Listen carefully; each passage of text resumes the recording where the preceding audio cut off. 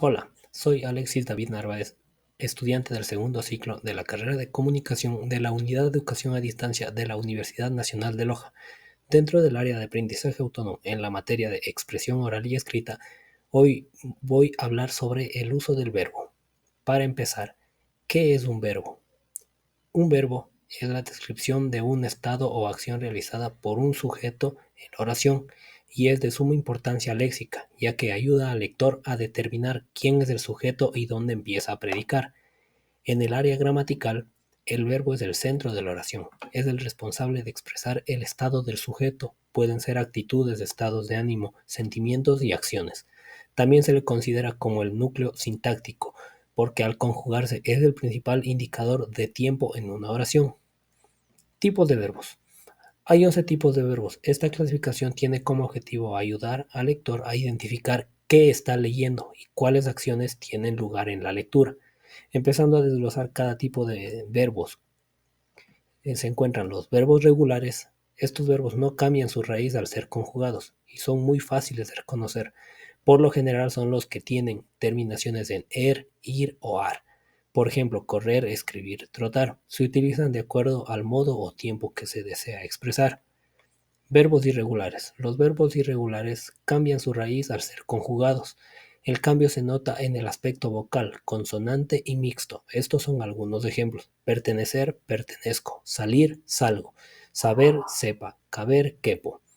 Verbos auxiliares. Este tipo de verbos no tiene mucha importancia léxica, pero es un excelente complemento para el verbo principal. Estos se utilizan para expresar tiempo, algún modo o polaridad. A pesar de que se encuentran al lado del verbo principal, no tienen el enfoque del lector. Verbos copulativos. Estos verbos se emplean como un puente entre el sujeto y lo que se dice de él.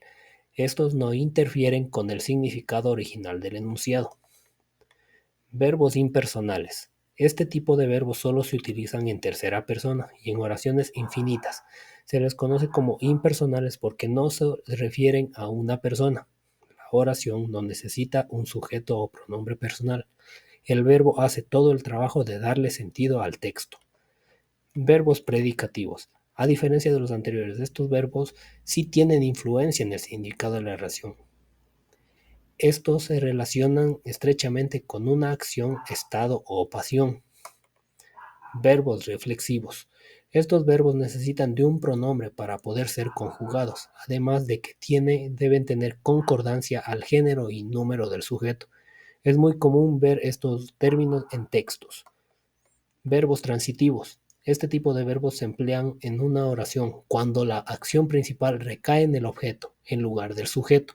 Es necesaria la existencia de un elemento antes del verbo para que la oración tenga sentido. Verbos intransitivos. A diferencia de los verbos transitivos, estos no necesitan de un elemento extra para darle sentido a la oración. También se puede tomar en cuenta como un verbo imperativo. Verbos recíprocos. Este tipo de verbos se utilizan cuando hay un intercambio de acciones entre dos o más sujetos en la oración, a diferencia del verbo transitivo que solo se utiliza con un sujeto y un objeto. Verbos defectivos. Estos verbos carecen de formas personales o tiempos verbales, por lo que no tienen una conjugación completa. También se los conoce como verbos incompletos. Teníamos claro que los verbos expresan acción, pero también se ven afectados por el tiempo en el cual se expresan. Pero, ¿cuáles son los tiempos verbales? Tiempo verbal presente. Este se usa para indicar que la acción se está realizando en el momento, en la actualidad. Tiempo verbal pasado. Este se emplea para expresar que la acción del sujeto ya se realizó, concluyeron antes del presente. Tiempo verbal futuro. Este se utiliza para señalar que la acción tendrá lugar más adelante, en el futuro. ¿Qué es un verbo conjugado? El verbo se puede transformar en base al tiempo, modo, acción a realizar, el pronombre personal, lo que quiere decir este se puede conjugar. El modo indicativo se utiliza para expresar acciones concretas o describir con exactitud lo que pasa en realidad. Modo subjuntivo. Este se emplea en situaciones hipotéticas o con algún porcentaje de probabilidad de que suceda.